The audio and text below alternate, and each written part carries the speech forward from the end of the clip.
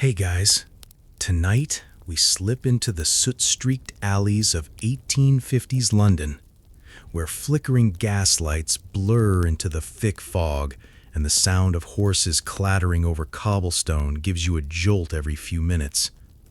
You're lying on a scratchy straw mattress in a shared attic room above a brothel just off Haymarket. The scent?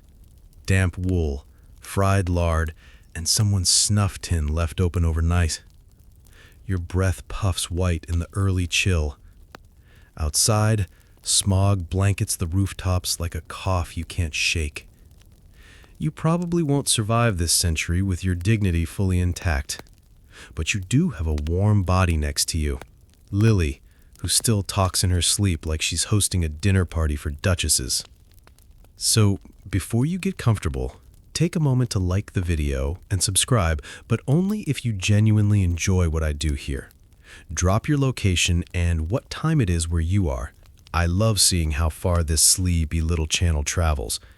Now, dim the lights, maybe turn on a fan for that soft background hum, and let's ease into tonight's journey together.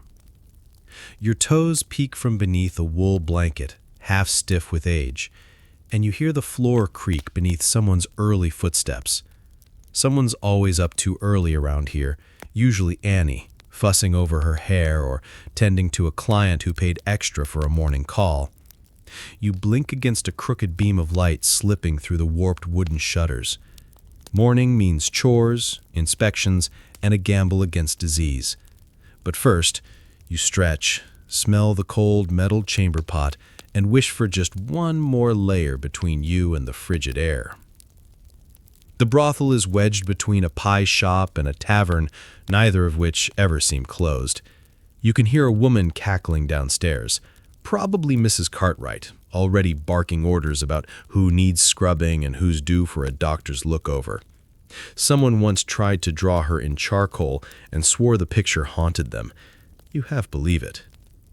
Your feet touch the cold wood, and you brace yourself for the floor's chill. Lily groans softly beside you, muttering something about beef pies and the Duke of Devonshire. You're not sure those two things are connected, but in Lily's dreamscape, anything goes. Victorian mornings don't reward lingering. The fire downstairs isn't lit yet. You toss on a brown cotton shift with patched elbows, rub the sleep from your eyes, and gather your tangled hair into something vaguely presentable. The mirror in the hallway? Cracked. You're not sure if it cracked from cold or from someone's attempt at honesty. You tiptoe past 3 other rooms. Each door holds whispered secrets and the occasional snore. The smell of carbolic soap hits you. Mrs. Cartwright must have had a scare recently.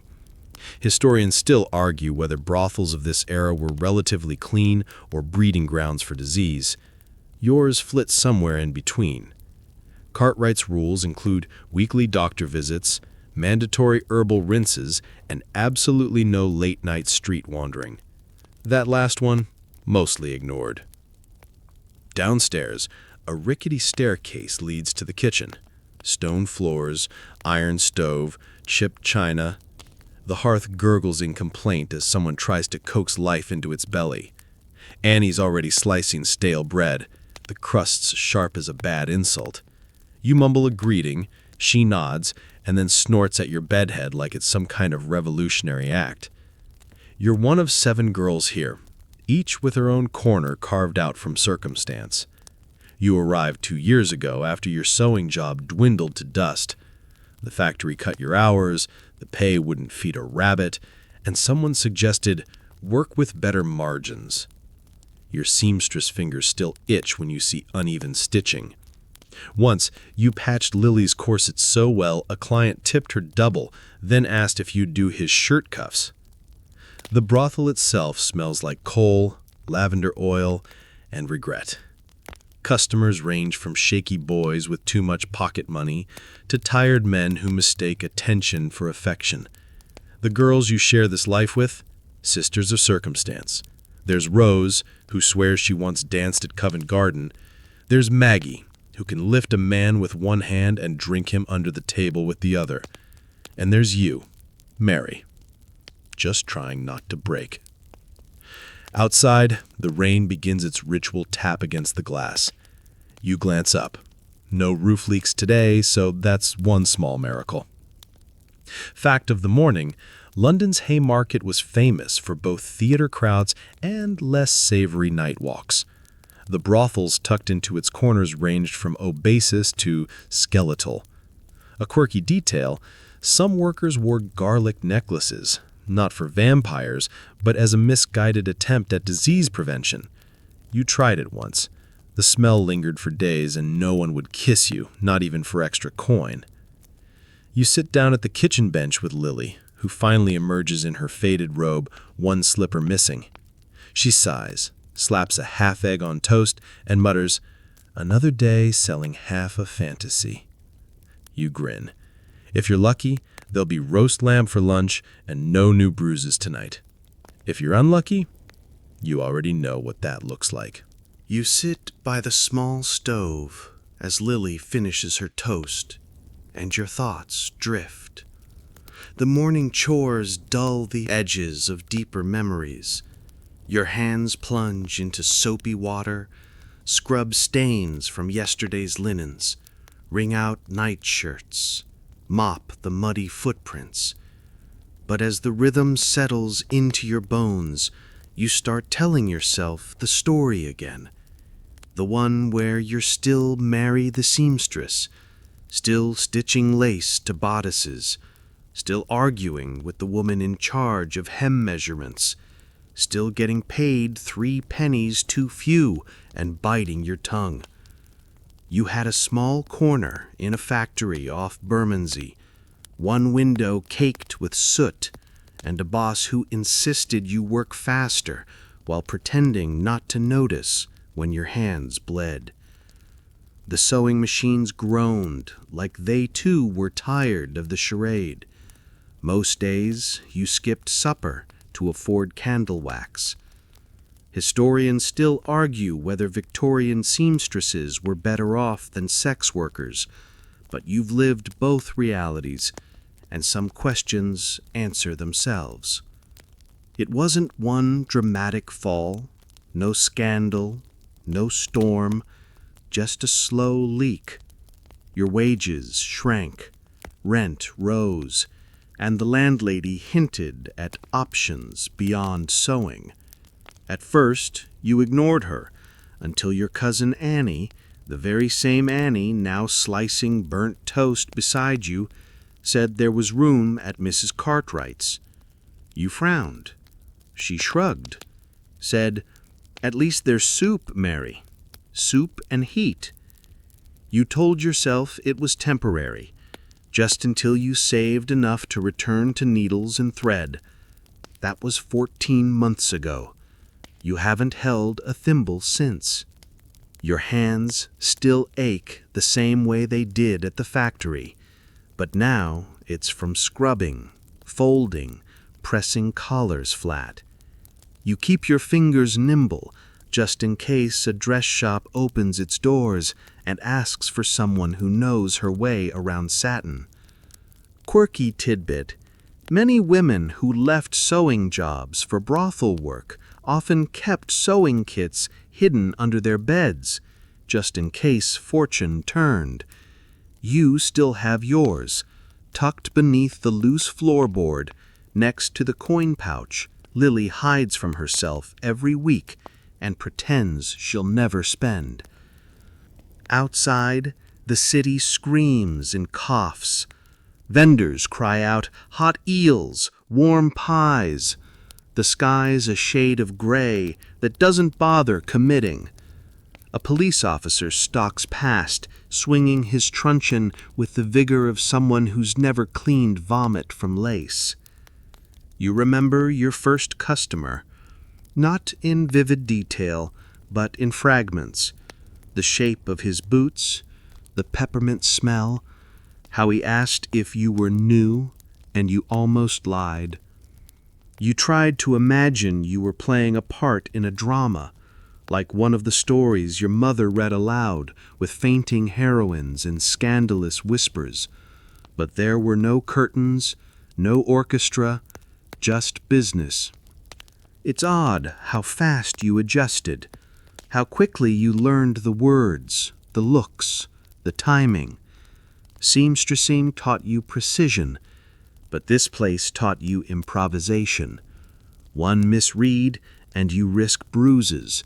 One delay and you lose your evening slot.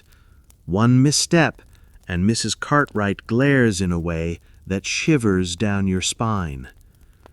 Lunch is still hours away. You fill the time by polishing brass handles and organizing the little stash of perfumes. Rosewater, bergamot, something that smells like desperation bottled in amber. You hum a tune your mother used to sing. Lily joins in, off-key but enthusiastic. There's laughter upstairs. Maggie's trying to convince a client that he looks positively noble in a top hat that doesn't fit. You smile, not because it's funny, but because you remember what it felt like to laugh at nonsense for survival. The hearth crackles.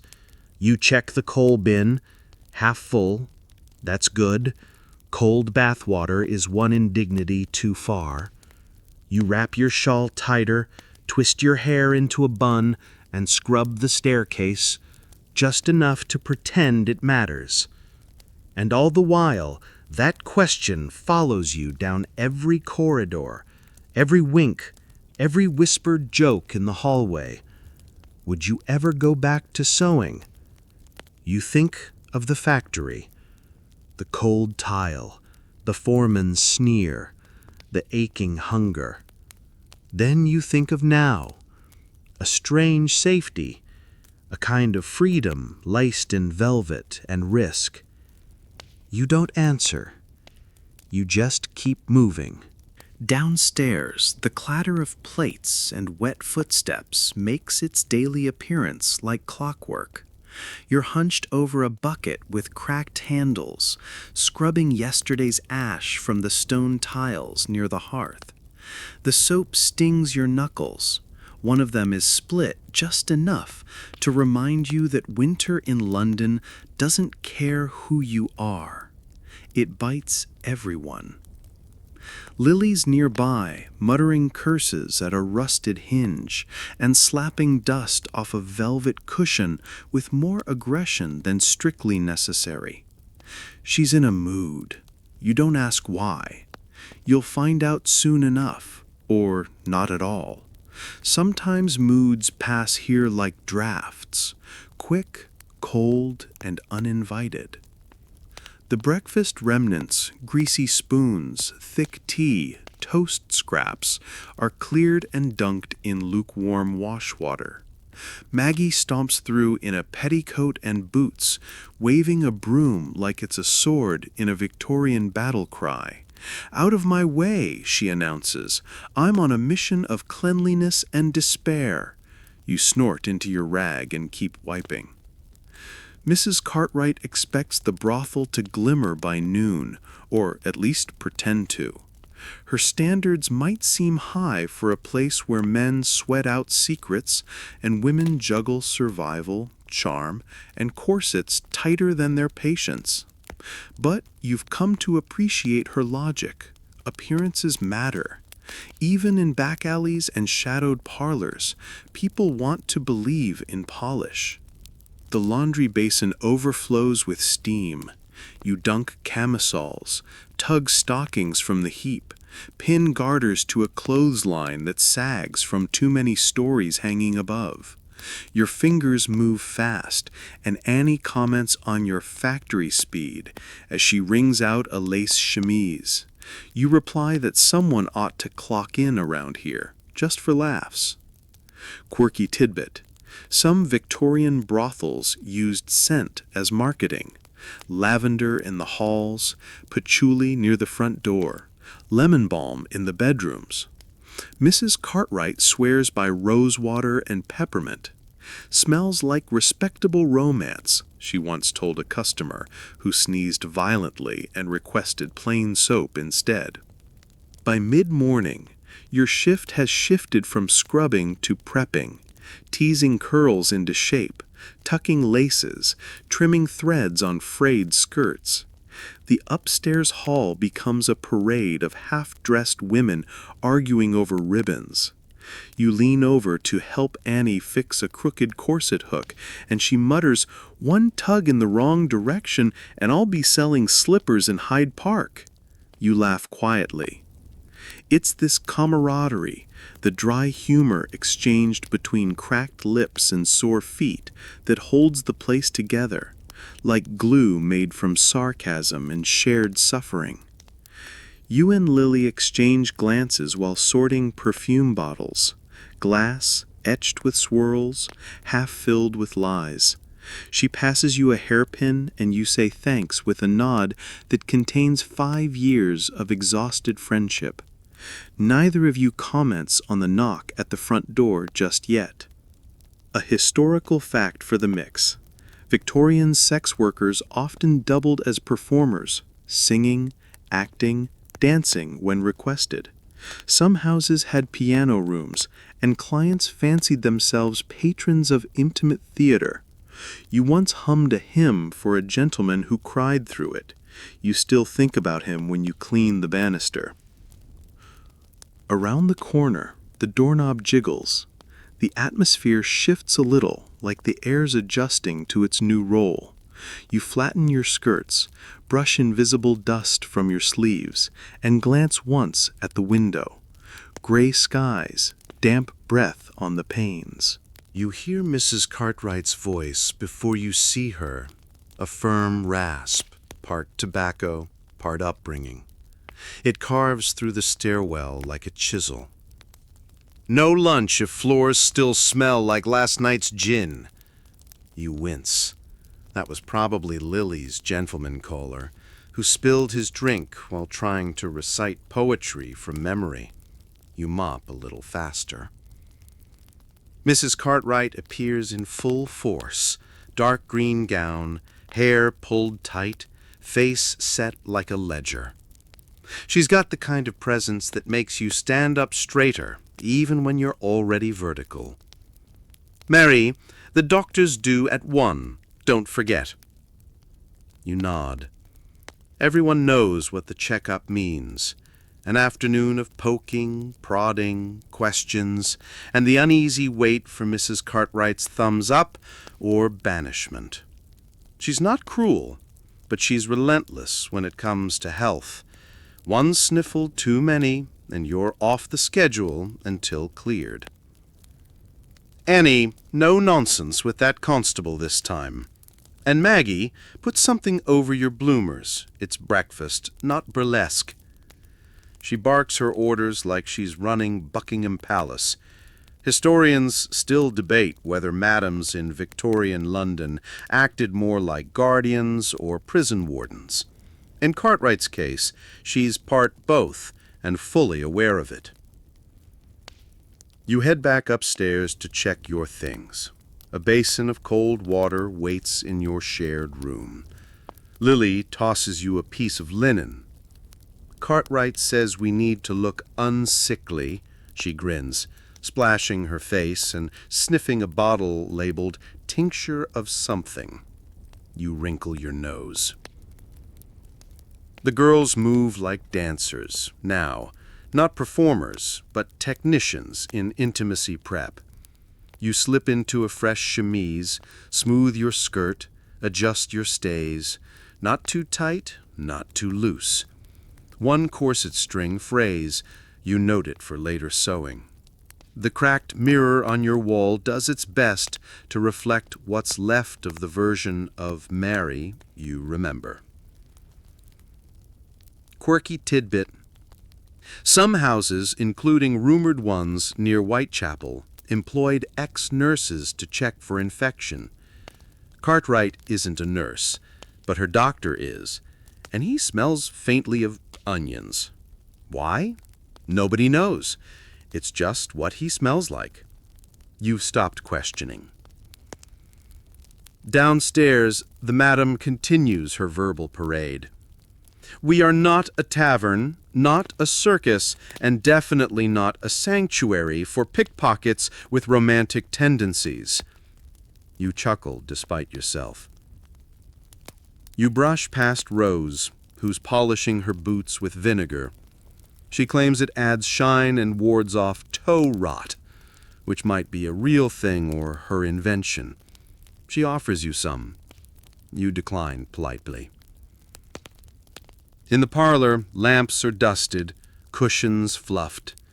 Parlors were once decorated to imitate elegance, plush drapes, oil paintings, chandeliers with half their crystals missing.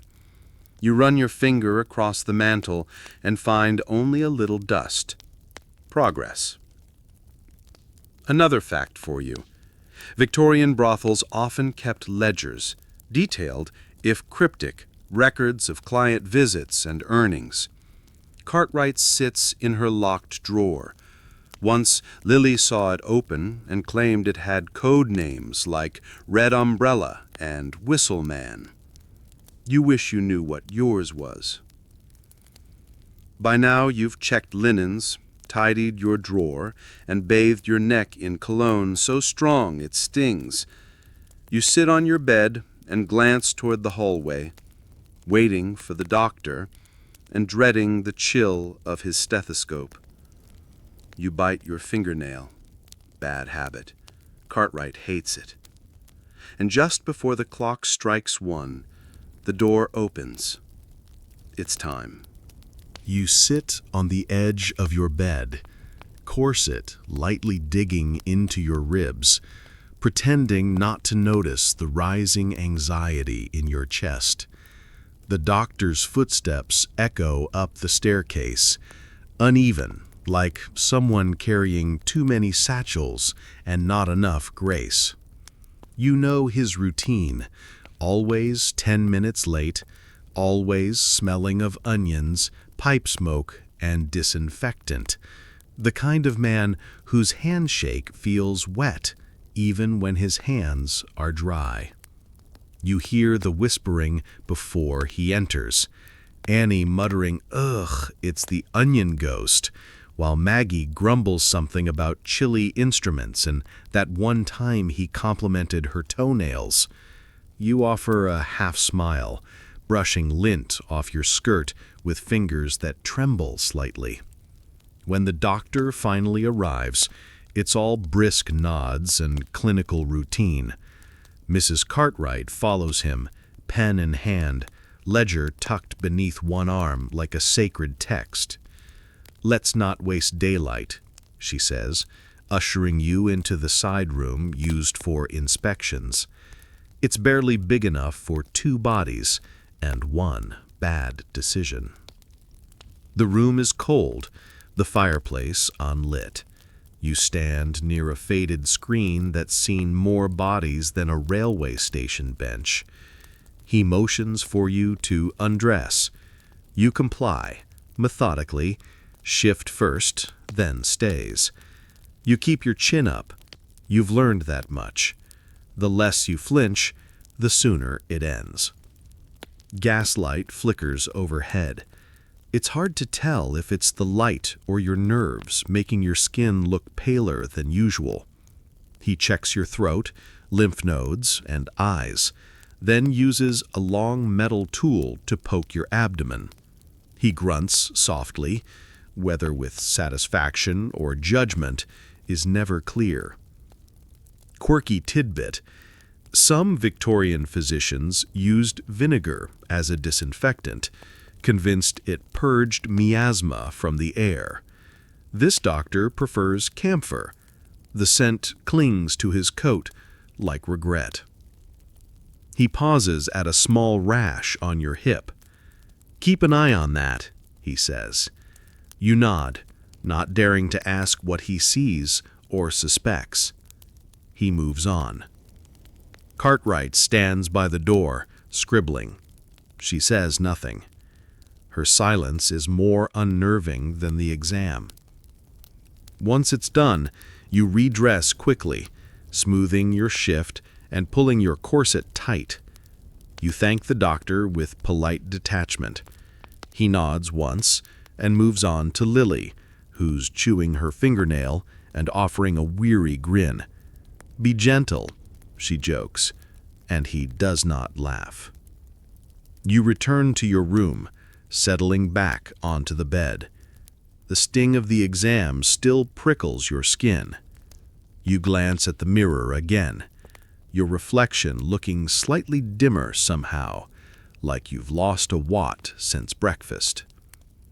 Historians still argue whether brothel exams were about genuine care or controlling the workforce. In Cartwright's house, it's both. She swears by safety, not because she's kind, but because a sick girl is bad for business. Downstairs, Maggie has already stolen a biscuit from the pantry. You can hear her chewing victoriously. Annie groans and swats her with a stocking. Outside, the rain has thickened. Raindrops slap the windows with something resembling vengeance. You return to your daily rhythm, folding laundry, adjusting hairpins, repeating that internal monologue. This is temporary, this is manageable, this is just one kind of life. You pass Rose in the hallway. She's humming a bawdy tune and twirling a parasol she didn't have yesterday. "Traded it for one dance and half a smile," she says. You believe her. By now, the inspection line is nearly complete. The doctor closes his satchel with a grunt, nods at Cartwright, and leaves without ceremony. His coat catches on the doorknob. No one helps. Cartwright retreats to her office, ledger in tow, muttering about tea and overdue bills. You wonder if she ever laughs. You wonder if she used to be one of you. Back upstairs, Lily is sprawled across her mattress like a discarded scarf. "I think he poked my soul," she murmurs. You chuckle, toss her a bun from the pantry stash, and sit cross-legged at the edge of your own bed. This life is stitched together like one of your old dresses. Loose threads, hidden seams, occasional blood. But still, for now, it holds. By late afternoon, the scent of cologne and coal smoke hangs heavy in the air. Upstairs, the dressing room becomes a buzzing hive of activity. You stand by the small warped mirror, threading a satin ribbon through the back of Annie's corset. She's muttering about a client who wants her to wear peacock blue. "Thinks it makes me look mystical," she scoffs, or possibly just bird-like. You chuckle, guiding the laces with practiced fingers. Annie winces slightly. "Tighter," she says. "He's a waste man." The room's a chaotic symphony of perfume spritzes, lace adjustments, and expletives directed at uncooperative hairpins. Rose is wrestling her curls into shape, humming some bawdy sailor's tune. Lily's trying to decide whether she's in the mood for rose-scented stockings or plain ones. You're fairly certain the scent won't survive more than 5 minutes downstairs, but she likes the idea of it. Victorian beauty routines were not for the faint of heart. Fact, women used belladonna drops to make their pupils look alluringly wide. You tried it once. It burned. You cried and decided your natural eyeballs were sufficiently seductive. Historians still argue whether such dangerous beauty tricks were self-inflicted or pushed by societal pressure. But in this house, there's no time to debate. Everyone just wants to look good enough to make the evening pass smoothly.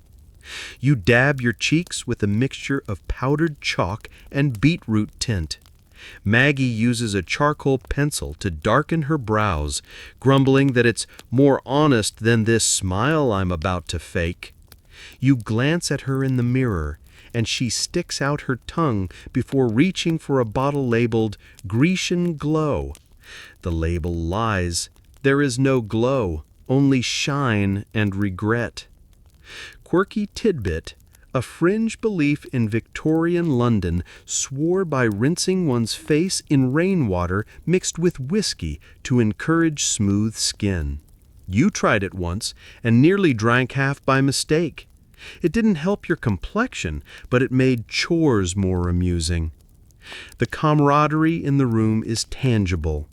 You tease Lily about the love letter she claims to be writing, and she retorts by threatening to rhyme your name with something indecent. Annie snorts. Mary rhymes with very, as in very unlucky to be here with you lot.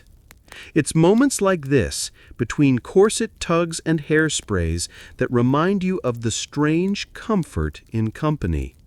You may not have chosen this life, but the women here have chosen each other. Maggie shares her favorite satin ribbon. Rose offers her new hair comb. Even Cartwright, though distant and pragmatic, keeps the dressing room stocked with powder and pins. You slip into your chosen dress for the night. Deep maroon, velvet at the sleeves, just barely mended where it split last week. You check the seams, nod to yourself, and fasten the brooch Lily once found under a client's pillow. Outside, rain begins to let up, leaving streets glistening like the polished boots of some gentleman you half remember. The gas lamps flicker into life. The brothel will soon hum with knocks, laughs, and feet sliding across rugs that once knew better days. You glance at the mirror again. The girl you see looks elegant, eyes outlined, lips tinted, hair pinned just so. But you know what's beneath the powder, beneath the velvet, beneath the lines rehearsed and smiles coaxed. You look beautiful. You look ready. You look like someone who might survive the evening. You take a deep breath and head downstairs. The velvet drapes have been drawn, candles lit, and the drawing room smells faintly of bergamot and floor polish. You stand near the fireplace, posture refined, hands folded just so. Tonight's first visitor arrives early, a pale, middle-aged man named Mr. Baxton. You know him only by his hat, which he's constantly adjusting, and the way he stares at your shoes, as though they hold the secrets to his fragile confidence. Mrs. Cartwright greets him with the clipped charm of a seasoned hostess. "Mary will take good care of you," she announces, already turning to vanish into her ledger. Mr. Baxton fumbles with his coin pouch, dropping 2 shillings and an empty peppermint wrapper. You kneel to retrieve them before he does, handing him the coins without comment. "Thank you," he murmurs, eyes darting. You guide him to the room with burgundy wallpaper and the faint scent of lemon balm that lingers like memory. You light an extra candle to soften the shadows, an old trick you learned from Annie. Low light hides imperfections, and in this profession, both physical and emotional ones matter. You sit beside him, speak gently. He asks your name again, even though you've met twice before. "Mary," you say, offering a calm smile. He nods and repeats it. "Mary." He doesn't seem dangerous, just fragile, nervous, like he's auditioning for something he doesn't understand. Fact for the night: Victorian customers often treated their visits as emotional performances, expecting companionship, not just physical service. Some even brought poems or requested songs. Mr. Baxton brings a folded piece of paper from his coat and hands it to you. It's a few lines about rain and longing. You read it slowly, your voice a low hum. He relaxes slightly. There's a strange artistry to moments like this. Soft gestures, eye contact, the illusion of closeness. You pour him a small glass of gin, and he sips it like medicine. "Do you like poetry?" he asks. You pause. "It depends on the rhyme." He laughs, surprised. "That's clever." You lean back just enough to imply ease without encouraging too much. It's a dance, one where you lead and never step on toes. A quirky tidbit: some Victorian brothels had themed rooms, one designed like a Turkish tent, another with faux jungle wallpaper. Cartwright once considered adding a royal suite, but abandoned it after Annie used the crown decorations to mock a drunken baron. Mr. Baxton's hands tremble slightly as he reaches for yours. You let him, guiding the moment with practiced patience. This is not about passion, it's about assurance, about allowing someone to believe, for half an hour, that they are seen. He talks a bit about his work: ledgers, cargo manifests, steamships and rainy docks. You listen, or rather, you perform listening, nodding at intervals, offering small noises of understanding. There's a sudden knock at the window, a gust of wind slapping it with Victorian flair. Mr. Baxton jumps. You calm him.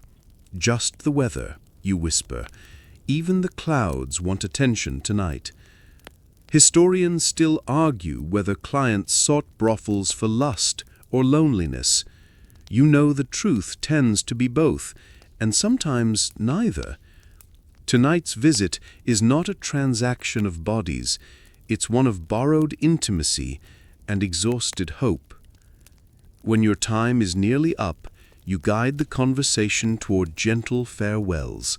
He reaches into his coat, hands you a small pouch of coins, and whispers, "Thank you, Mary." You smile, not sincerely, but not falsely either. He leaves quietly, adjusting his hat once more. You watch him retreat down the hallway, his boots clicking too fast, his shoulders curled inward like folded letters never sent. Back upstairs, Lily is playing with her curlers and giggling about someone named Mr. Marmalade. You don't ask. You just sit on your mattress, unfasten your shoes, and think about how many versions of Mary lived in that velvet room tonight. You weren't just a worker, you were a listener, a muse, a silent guardian of someone's paper-thin peace. You sigh. One client down, several more to go. Your next client arrives an hour later. A gentleman in tweed, silver cufflinks, and a too-polished smile. You recognize him instantly. Not for his face, which is forgettable, or his voice, which is affected, but for the way he says, "My darling," with a rehearsed lilt that sounds lifted from a bad stage play. You brace yourself. He's one of the talkers. He chooses the drawing room with plum-colored drapes and the odd oil painting of someone's unloved aunt. You light a candle, pour the usual drink, and prepare your practiced expression. Interested, but not invested. Flirty, without commitment. He talks. Oh, does he talk? His story tonight involves a tragic love lost to an Italian duke and a vineyard explosion. You nod politely. You're 90% sure he's making it up. Maybe 95. He touches your hand and says, "You remind me of her." You fight the urge to ask, "The one from the vineyard disaster?" Instead, you lean in, tilt your head just enough to imply sweetness. This is the art of pretending intimacy. A subtle performance. You're not just providing company. You're a blank canvas he can paint his sorrows on. You make him feel seen, adored, even if only for 20 minutes. You ask questions at the right moments.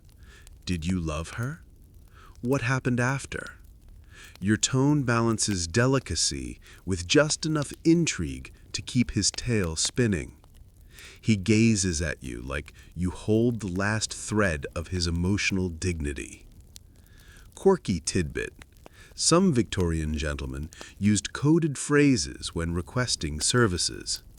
Tea in conversation could imply anything from foot rubs to emotional venting. You once spent a full hour discussing weather patterns and got tipped in cinnamon buns. Not your worst shift. The gentleman tonight makes no overt demands, just flattery, hand touches, and eye contact so intense you wonder if he's searching for his reflection in your pupils. You keep the conversation light, mention books you haven't read, songs you pretend to like, a cousin named Eleanor who doesn't exist. He smiles. You're clever. You say nothing. You don't need to be clever. You just need to make him think he is. There's a moment where he grows quiet, leans in close, and asks, "Do you ever wish things were different?" You blink. That's not on the script. You pause. Let your silence stretch just enough to feel profound. "Sometimes," you answer, "but I make do." Historians still argue whether brothel workers were emotionally detached or deeply invested in their clients' fantasies. You know it's not either or. Some nights you care more than you should. Some nights you feel like a ghost in someone else's story. When time's up, he hands you a coin pouch, kisses your knuckles, and calls you "my little muse." You don't correct him. You just smile, walk him to the door, and remind him to watch the step. It's loose and unforgiving.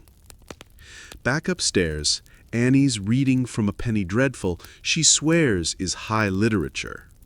Lily's painting her nails with beet juice. Maggie's stealing biscuits again.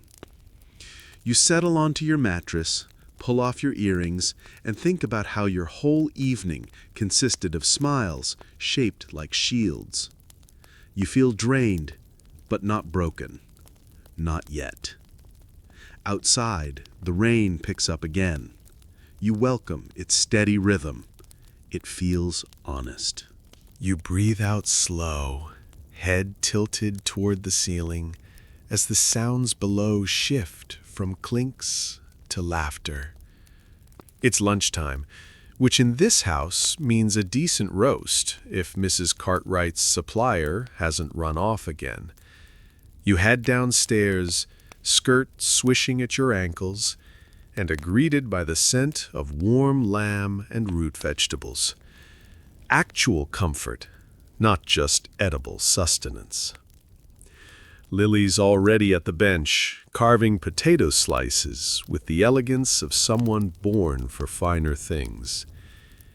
"You ever think about owning a bakery?" she asks, mouth half full. You raise a brow.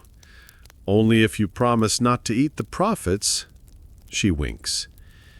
This is how meals work here. Half food, half daydream. You settled in, bread crumbling between your fingers. Annie launches into a tale about a client who tried to pay with foreign coins and compliments. Maggie raises her glass and toasts to nonsense and napkins, which earns applause from Rose, who's wearing gloves she insists were touched by royalty. You eat. You laugh. You let your body uncoil for the first time since breakfast. Historical fact: brothels, like Mrs. Cartwright's, often had deals with local grocers or pubs, exchanging discretion for affordable food. Workers at more respectable houses even had access to butter, tea, and fresh produce, luxuries in mid-century London. Your lamb is slightly chewy, but it's warm. That's enough. After lunch, a rare lull settles over the house. You retreat upstairs, stomach content and mind wandering. Lily's already lying on the bed, humming softly. You flop beside her, boots still on, and stare at the cracked ceiling. "What would you do," she murmurs, "if you had 20 pounds and no one telling you what to do?" You think, "I'd get a cottage by the river. Maybe sell hand-sewn handkerchiefs." She grins. "That's romantic. I'd just buy a whole pie and eat it in bed." You both laugh. It's this contrast, ambition in the face of absurdity, that holds your sanity. There's a kind of comfort in planning futures that may never unfold. You both sketch out lives far from soot and corsets. You describe a quiet town with paper shops and sleepy afternoons. She imagines a tea stand on the coast. Neither idea is practical. Both are precious. Quirky tidbit. Victorian women sometimes saved coins in stitched pouches sewn directly into their skirts. You've started doing the same. It's become a superstition. Every hidden coin is one step closer to autonomy. You check yours now. 6 shillings and 1 bent farthing. The afternoon light filters in weakly through the dusk-cloaked window. You stretch, yawn, and imagine the river cottage again. A garden, a sewing able, maybe a cat that doesn't knock things over. Historians still argue whether women like you viewed brothel work as survival, independence, or reluctant compromise. You believe it's a messy mixture of all three, braided together and worn like armor. Before the next knock comes, you wash your hands in lavender water, twist your hair once more, and glance at Lily. She's already dreaming aloud, asking what she'd name the bakery cat. You say, "Not Mr. Marmalade." She groans. "Fine. Duchess Tuna." You both burst into giggles. Outside, carts rattle by. Inside, for one small moment, you are full, calm, and dreaming. It's enough. You're halfway through braiding Lily's hair when Mrs. Cartwright calls up the stairs, voice sharp as cutlery. "Mary, regulars here, wants you and his usual nonsense." You sigh.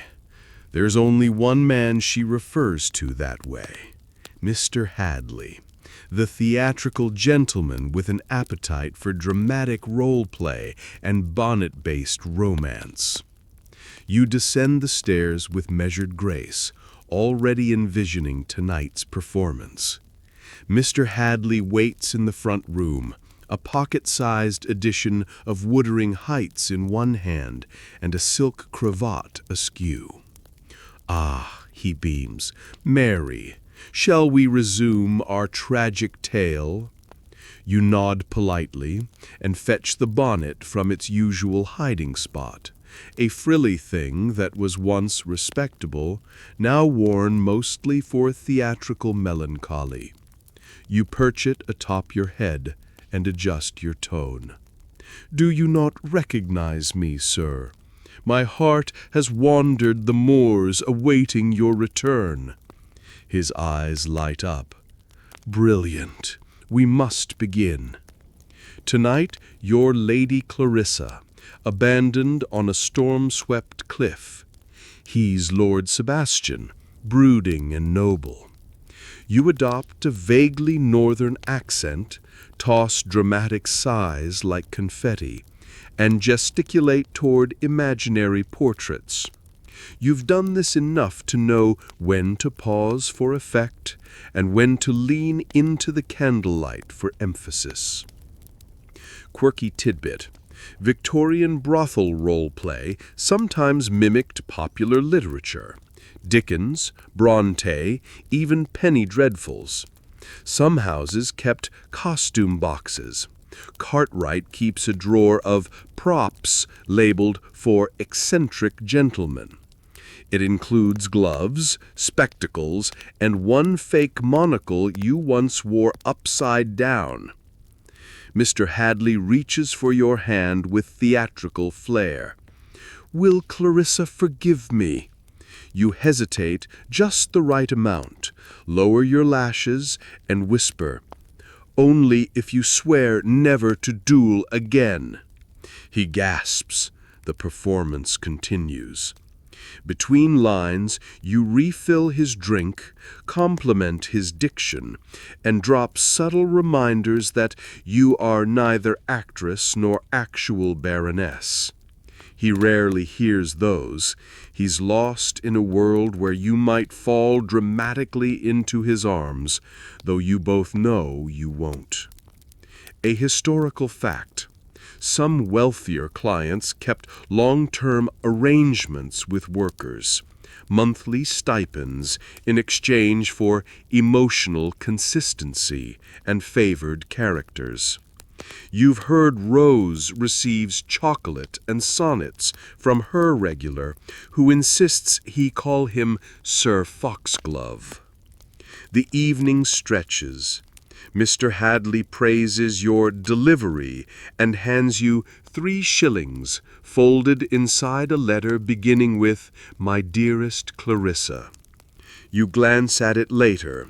Purple ink, overwrought metaphors, and one reference to the tragic sting of your absence. Back upstairs, Lily still in curlers, Annie's arguing with a chimney sweep client about lace etiquette, and Maggie's asleep under the stairs with a biscuit resting on her collarbone. You remove your bonnet, massage your temples, and whisper to yourself in Lady Clarissa's voice. Another day in exile ends in soup and slippers.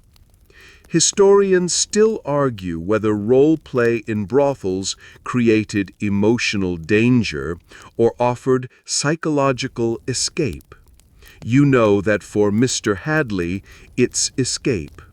For you, it's an unpaid acting gig with decent lines.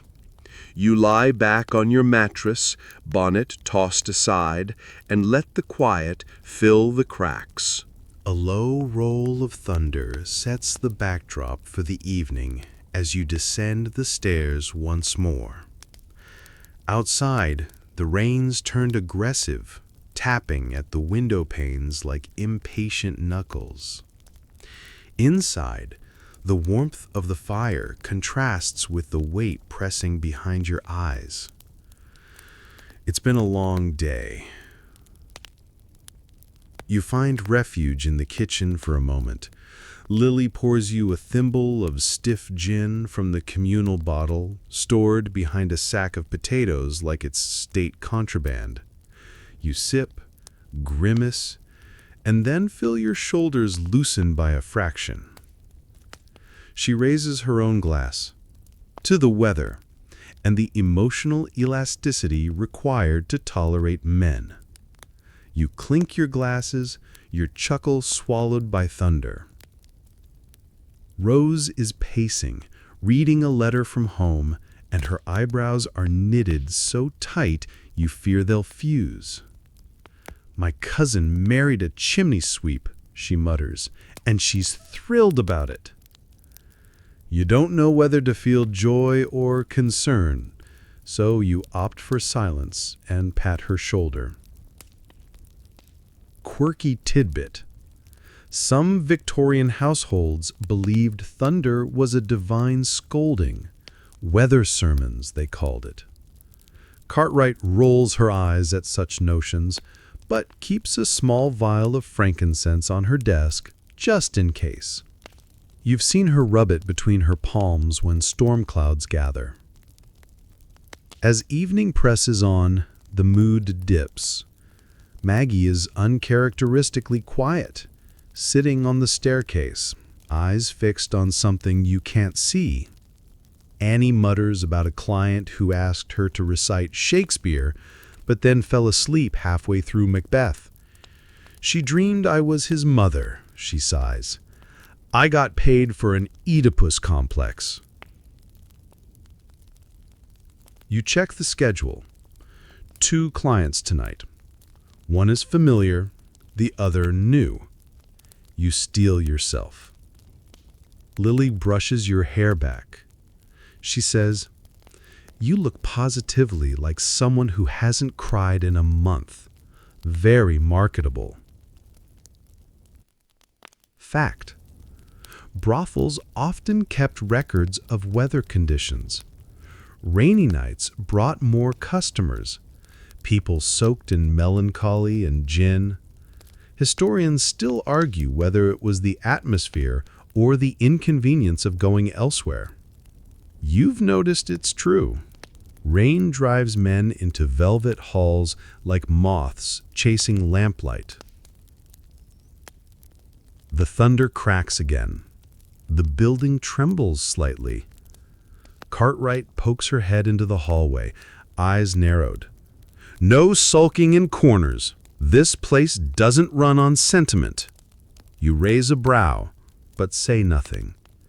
She retreats with her slippers squeaking slightly.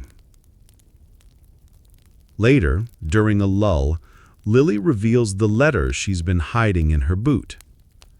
It's from my cousin. She says her husband's disappeared and the baby's got consumption. Her voice is flat. You offer her a piece of toffee, the only comfort you have that isn't laced in sarcasm. She chews silently. Outside, horses clatter past. The street glistens like spilled ink. Your thoughts drift, maybe to the cottage by the river, maybe to the seamstress table, maybe to no place at all. Cartwright announces dinner like she's declaring war. There's stew. It's edible. You eat. Then you wrap yourself again in layers of scent, satin, and conviction, and prepare to greet the next stranger with a smile that feels, just barely, real. You're halfway through freshening up your lips with beet-tinted balm when the front parlor erupts in chatter. Someone new has arrived, and judging from the cadence of his compliments, he's confident, possibly drunk, and definitely wearing cologne meant for horses. You peek down the stairwell to see Rose ducking behind a curtain and Annie muttering, "Oh, it's him." You sigh. Here comes the storm inside the storm. The brothel starts humming louder, heels on tile, voices raised in flirtation, and Cartwright's sharp tones slicing through it all. "We're not running a debating club. Either charm them or charge them." You grin despite yourself. Victorian London might have lacked central heating, but it never lacked theatricality. Quirky tidbit, rivalries within brothels were common.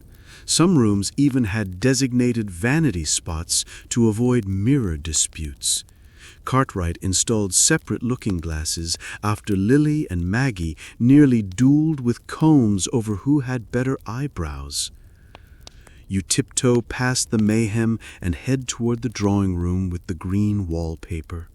A regular client, Mr. Tobin, is already there, leaning against the chaise as if auditioning for the bored aristocrat.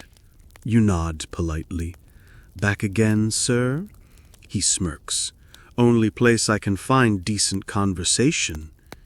You refrain from informing him that half the women prefer silence. Annie's voice rises. She's arguing with Rose about perfume usage and the ethics of corset borrowing. Maggie, loud as ever, interjects with a story about a sailor who mistook her for a fishmonger. The house fills with sound and slippery tension. You navigate through it like a professional swimmer avoiding seaweed. Fact for the hour, Victorian brothels often had specific schedules: early callers, tea-time guests, post-theater gentlemen. Cartwright keeps a handwritten rota clipped to the wall. You once added a doodle in the corner, a duck in a corset. She was not amused. By twilight, 2 clients have come and gone. One tipped generously and asked if you'd ever considered acting. You almost said, "This is acting," but opted for a smile instead. Upstairs, Rose is crying over her cousin's chimney-sweep marriage again. "I mean, what sort of soot-based love story is that?" she asks. You hand her a damp cloth and say, "One where they get matching brooms." She doesn't laugh, but she stops crying. The wind picks up, rattling windows like skeletal fingers tapping for entry. The parlor's warmth competes against the mood, which has turned prickly. Someone insulted Annie's choice of stockings. Lily's eyeing the biscuit tin like it owes her rent. Maggie offers to arm wrestle for the last pickled egg. You keep your head down. Tonight's friction is familiar, like a well-worn shoe that still blisters. You hum a tune from your childhood, one about rivers and ribbons, as you fold linens and avoid conflict like it's a poorly dressed duke. Historians still argue whether emotional bonds in brothels were genuine or survival-driven. You believe in both. You love these women in fragments, laughs shared, secrets swapped, bruises covered, but you also protect yourself with layers of polite detachment. Evening creeps deeper, candlelight wavers, the house quiets just a little. You stretch your back, whisper good night to the hallway, and wait for your next name to be called. The knock comes soft, like it's apologizing for existing. You glance up from your folding, already suspecting it's Mrs. Cartwright.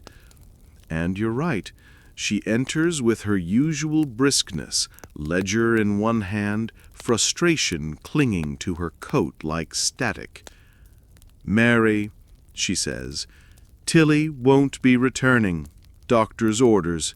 Pack her things." You blink.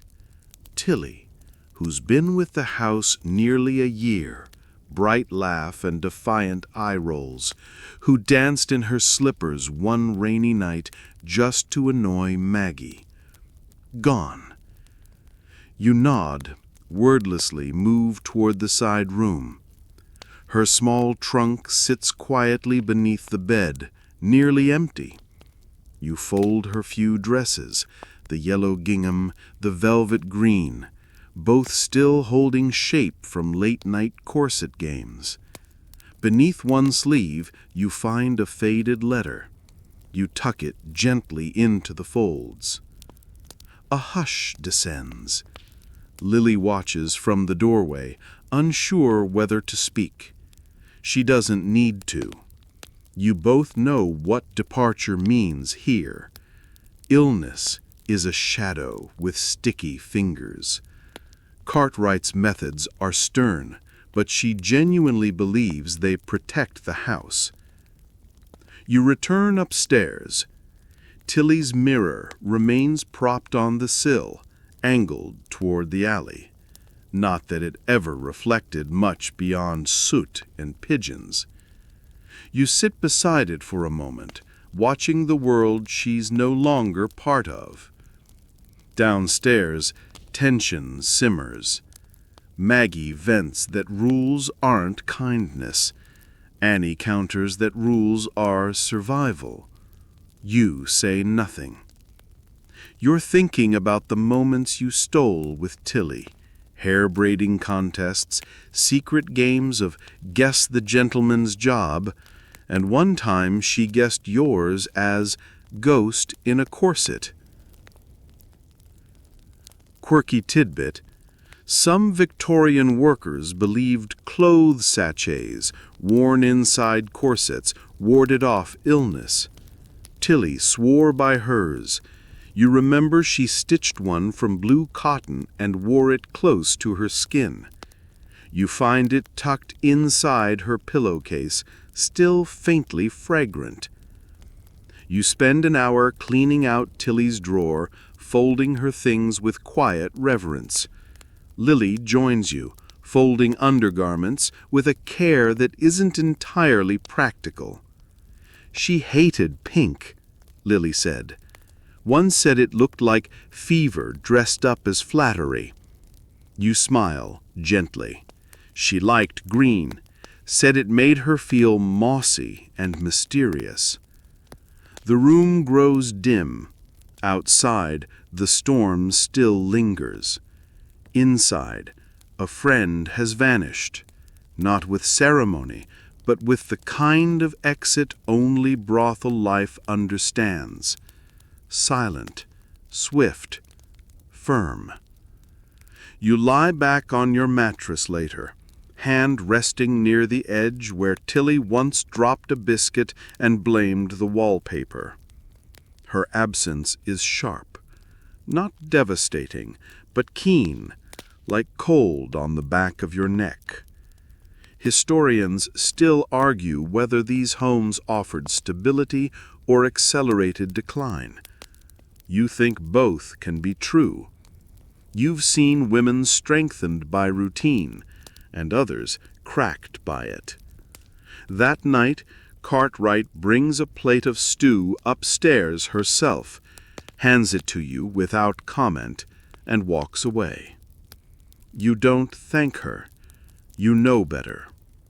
You eat slowly, thinking about safety and secrets, about how privacy here isn't about silence, it's about knowing what not to say. You hear your name murmured from below. Cartwright's clipped voice, softened slightly by fatigue and thunder. "Mary, last one for the night." You sigh, stretch your back, and rise from the mattress with deliberate grace. Your body feels like a list of chores you forgot to write down. The mirror catches you mid-motion, eyes ringed with shadow, hair slightly askew, lips pressed into what might pass for neutrality. Downstairs, the parlor's lighting has grown even dimmer, gas lamps flickering like they too are ready to turn in. The man waiting is tall, weathered, not unfamiliar. You've seen him once or twice, maybe last winter, maybe during that week when everything smelled like overcooked cabbage. His name slips your mind, but it's irrelevant.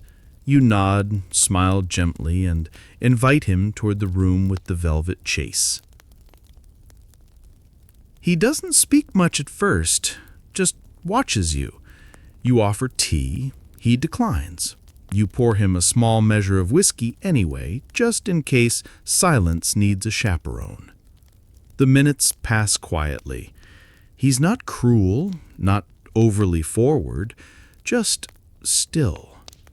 His eyes follow you as if trying to memorize something, not just your body, but your pace, your patience, your practiced grace.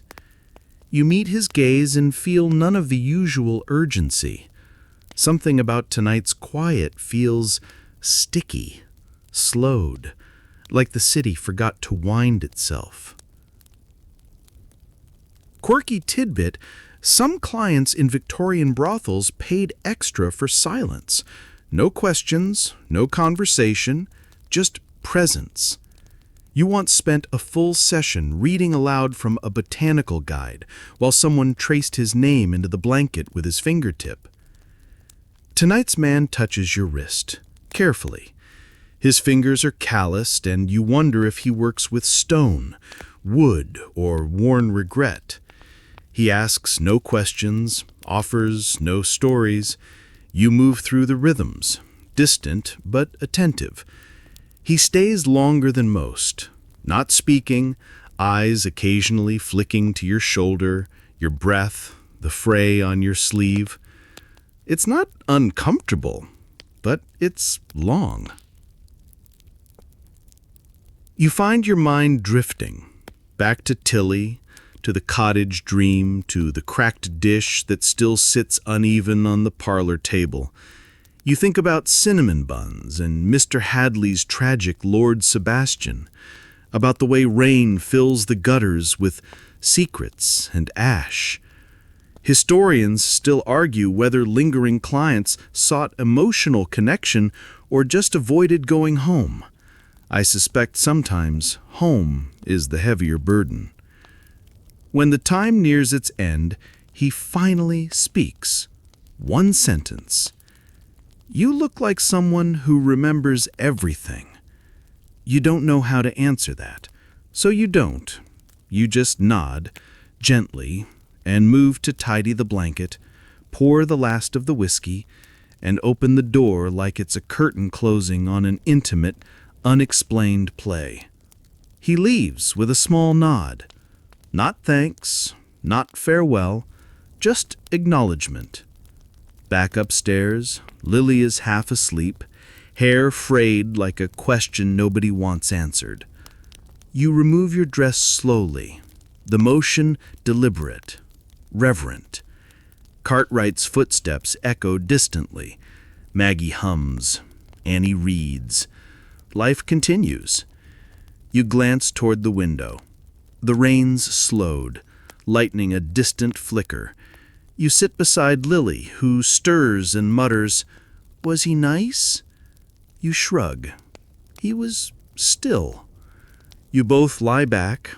Her hand finds yours beneath the blanket. Warm, steady. You fall into the rhythm of the house, the creaks, the sighs, the hush. It's nearly morning.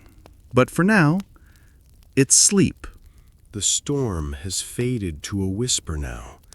Occasional drizzles against the windows, and one last lightning flicker over the rooftops like a yawn before bed. You're curled into yourself, dressed down in a cotton shift, hair loosened, body aching in familiar places. The house is quieter than usual, not silent, but hushed, like it knows the day earned the pause. Lily turns toward you half awake, blinking through shadows. Did you eat the last bun? She whispers. If you did, I'll still like you, just less. You smile. I left you half. She mumbles, Good. I hate you lovingly. This is the ritual. Shared air, soft sarcasm, limbs tangled in wool and mutual fatigue. You shift to make room for her elbow, which has a habit of declaring war around midnight. The mattress creaks, the world shrinks. Quirky tidbit. Some brothel rooms contained sleep charms, small stitched sachets filled with lavender, valerian root, and scraps of silk thought to bring peaceful dreams. You made one last spring. It's under your pillow now, smelling faintly of hope and hand soap. You stare at the ceiling, tracing old watermarks like constellations. Maggie snores from 2 doors down, rhythmic as the ticking of the hallway clock. Annie laughs faintly in her sleep. Rose mutters about chimney sweeps. The house breathes. You think about the man from earlier, his long stare, that strange stillness. You think about Tilly, her vanished laughter. You think about Mr. Hadley's endless dramas, Lily's dream bakery, your own cottage full of stitched handkerchiefs and warm pie. Fact: in Victorian England, some women in brothels kept diaries, hidden in shoes, tucked in cracks in the floorboards. Pages filled with names, confessions, recipes, poems. You've never kept one, but maybe you should.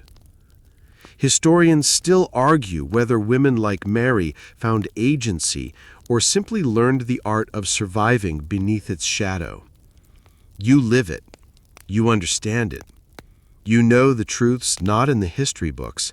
It's in the way you wake up every day and choose to stay. Your hand finds lilies beneath the blanket. She squeezes once. You both listen to the sound of rainwater dripping from the eaves. Tomorrow might bring more clients, more cracked mirrors, more tangled lace. But tonight, you're just Mary in the dark. Mary with warmth beside her, and the storm finally sleeping. You let your eyes close. The gaslights hum low now. The rooms, once busy with footsteps and laughter, settle into slumber. You breathe slower. The air carries faint traces of lavender, coal dust, and the sigh of a city too old to whisper softly. Mary closes her eyes beside Lily, wrapped in threadbare wool and the quiet gravity of knowing tomorrow will begin again. But for now, she has the safety of shadows and the hum of sleep. Outside, London pulses in dreams of fog and carriages. Inside, the house folds into its nightly rhythm. Slow creaks, gentle breaths, distant rain. You imagine the soft tread of slippers down wooden stairs, the last candle extinguished with care, and the ledger gently closed for the night. The brothel, for all its noise and danger, becomes a pocket of stillness in a city that never rests. Let yourself drift there, past the velvet, the corsets, the laughter and ache. Picture Mary curled beneath her blanket, hair loose, thoughts slowed. The world outside may be sharp, chaotic, and unforgiving, but for the moment there is quiet, there is warmth, there is the soft pulse of resilience beating in time with a tired heart. Let your breath match hers. Let your thoughts settle into her dreams of rivers, of cottages, of stitched handkerchiefs and pie, of gentleness surviving in unexpected places.